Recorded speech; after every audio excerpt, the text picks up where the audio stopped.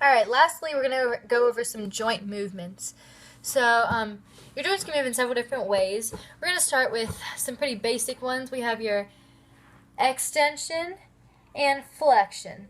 So basically, extension is making the angle bigger, and you can see we have if this was a protractor, we would now have a 180 degree extension. If we use this as a protractor and we were making a flexion, you can see our angle getting smaller, getting closer to 90, 60, 45. So those are your extension and flexions. If you were to abduct your limb for, say, let's use our arm, abduct would be to take away from the body. Abduct, taking away. Adduct, adding back to the body, bringing back in. Circumduction is this circular movement that is only possible in your arms and your legs, where you have those ball and socket joints. We have our inversion and eversion. I don't know, I'm going to stand on my chair here. Alright, let's see if this is okay. Ooh. Alright, we're not going to use that leg, that just got hurt. Okay, so we have our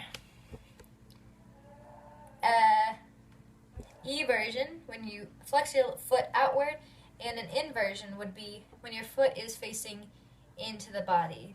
I don't know if you can see this. Inversion, eversion. Next we have a protraction and retraction. Here's a protraction. Here's a retraction. So it's basically your overbite and your underbite. Your protraction and your retraction. Medial rotation and lateral rotation. This is very easily represented by your arms. So you have a medial rotation, medial turning into the body, lateral turning outward of the body. Elevation, depression, shown by the shoulders.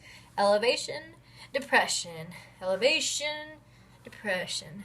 Supination and pronation. So this is also common when you're having an anatomical position. Standard anatomical.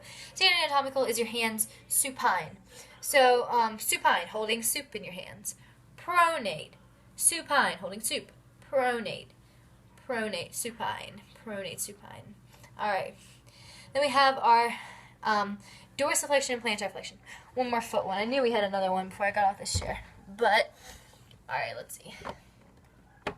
So our dorsiflexion, flexion, dorsiflexion, plantar flexion, dorsiflexion, plantar flexion. And that concludes our muscle unit.